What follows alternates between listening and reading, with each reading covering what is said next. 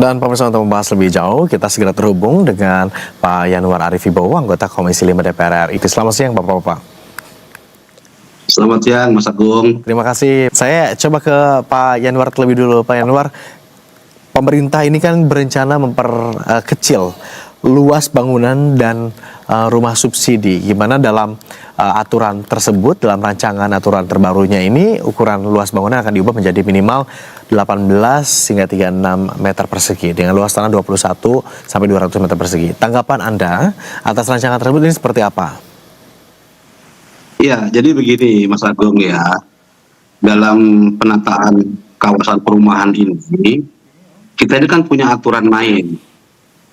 Jadi di Undang-Undang Nomor 1 tahun 2011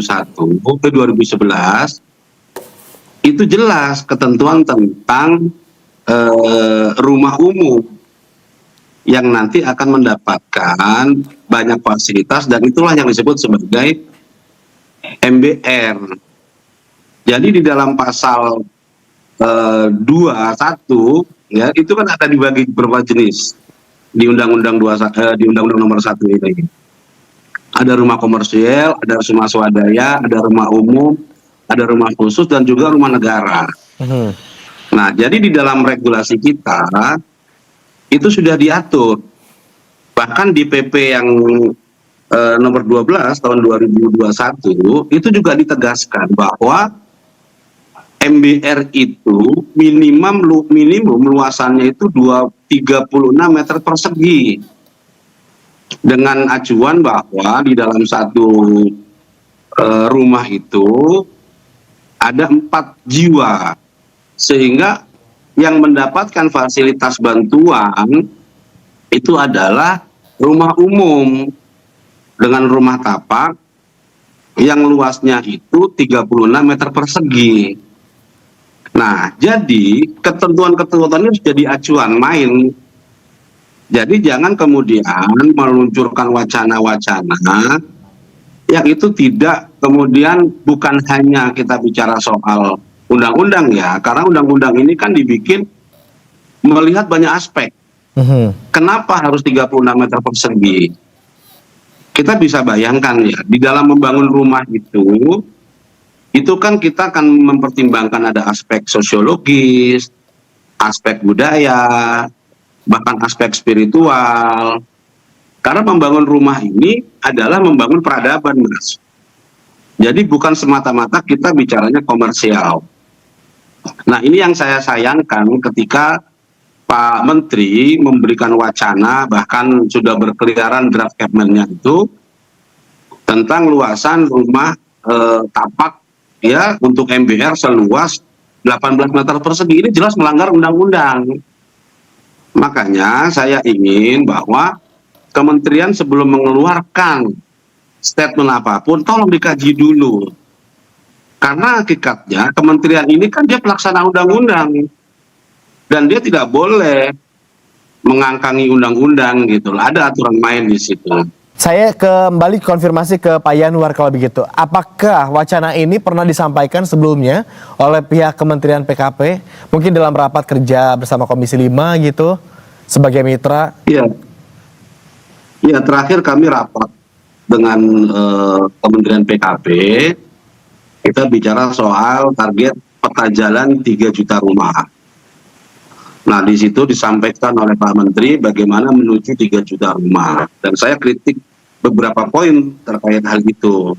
Dan tidak pernah diangkat soal urusan yang 18 meter persegi ini. Bahkan kalau kita mengacu kembali kepada undang-undang ya, termasuk juga peraturan pemerintah yang mengatur soal ini sebenarnya clear. Jadi luasan ini jangan kemudian dipermainkan untuk kepentingan-kepentingan tertentu.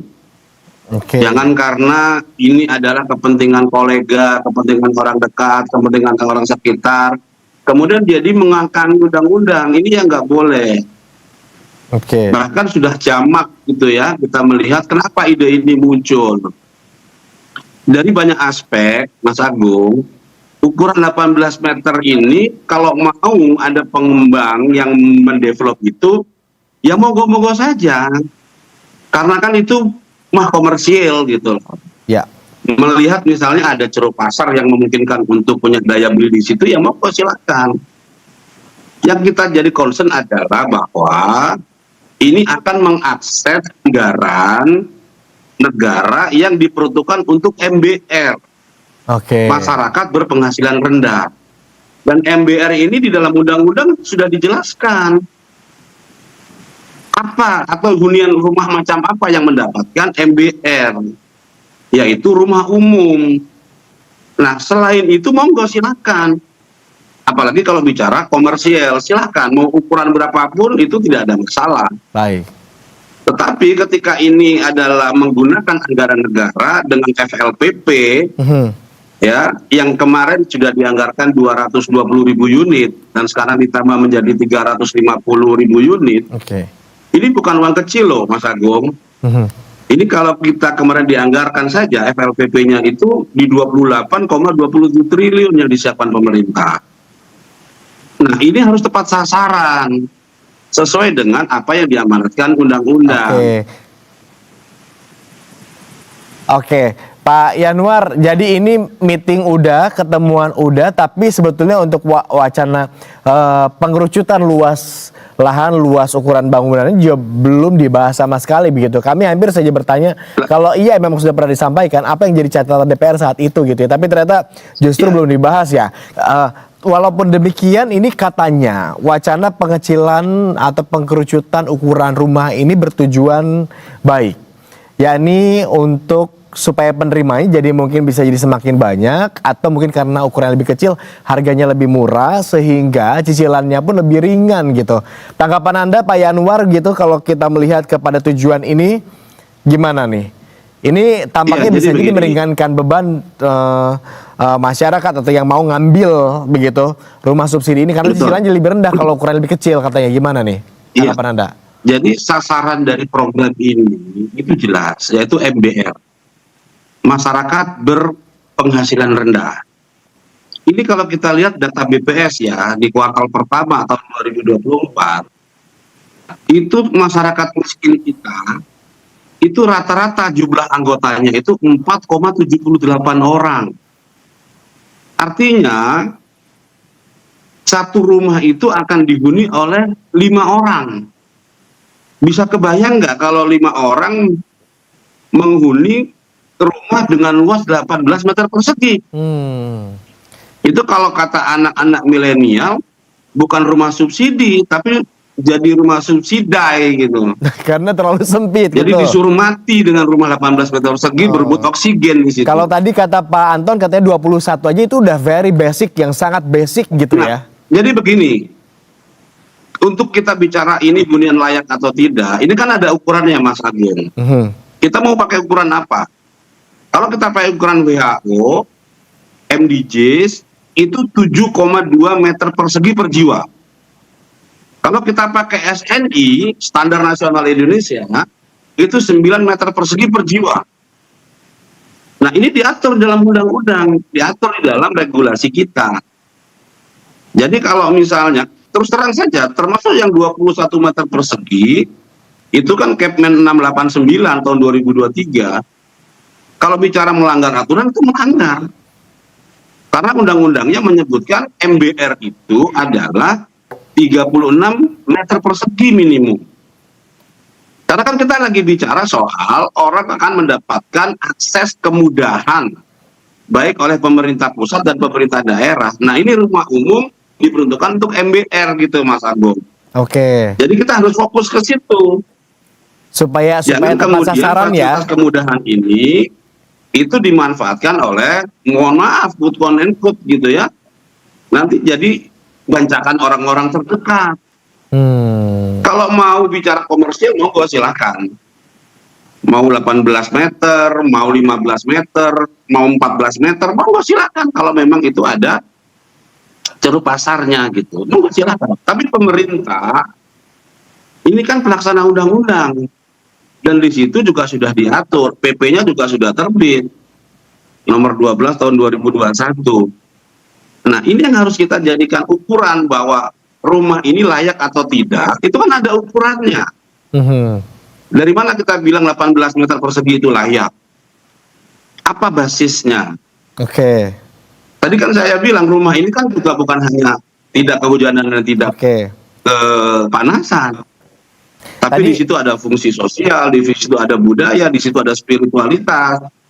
Kalau di dalam Islam misalnya anak yang sudah akil balik itu juga harus dipisahkan dengan orang tuanya. Betul.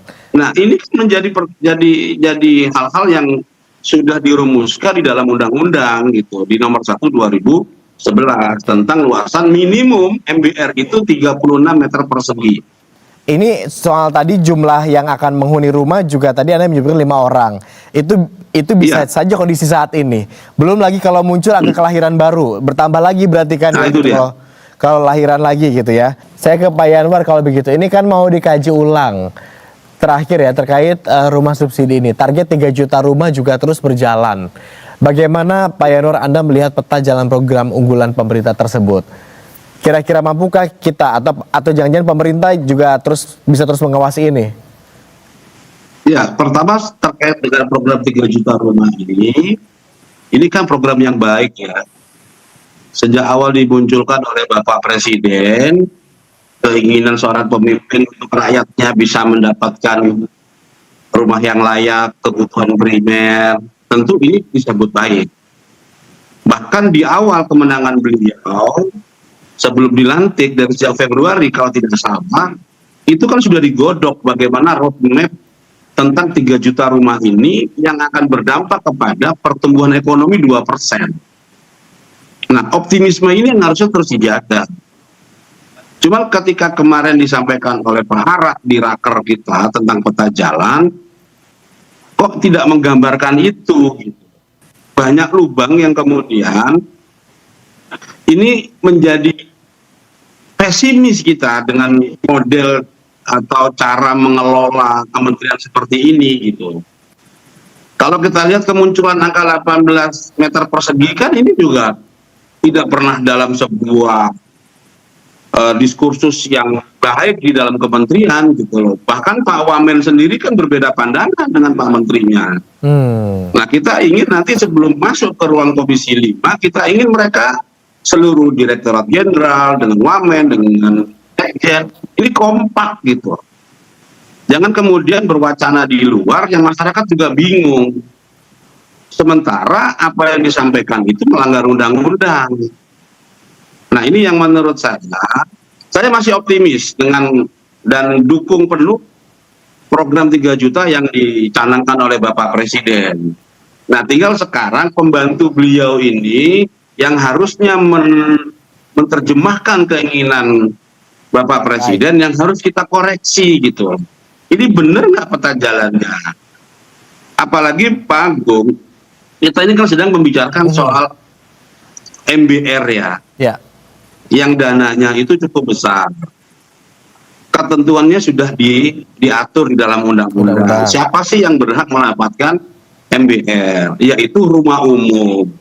Rumah umum itu juga disuruh jelaskan berapa luas minimumnya, yaitu 36 meter persegi. Nah, jangan kemudian fasilitas yang disiapkan oleh pemerintah ini malah digunakan akses untuk memfasilitasi orang-orang terdekat, orang dekat, sehingga ada konflik of interest gitu loh. Ini yang kita nggak ingin terjadi. Jadi fokus kita melayani rakyat, fokus rakyat mendapatkan rumah yang layak. Jangan sampai nanti ketika 18 meter itu dibiayai oleh negara, ada subsidi di sana, kita nggak dianggap layak oleh WHO, melanggar juga SNI kita. Kalau helm saja, Mas Agung, orang pakai helm tidak SNI itu ditilang sama polisi. Nah, bagaimana nanti rumah tidak SNI gitu? Siapa yang nilang nanti? Siapa yang menegur nanti ini? Ini tentu kan harapan dari kita. Perhatian kita. Terima kasih Pak Yanwar, terima kasih Pak Anton sudah berkenan berbagi insight bersama kami. Terima kasih Mas Agung, Pak Anton. Terima kasih Mas, selamat siang.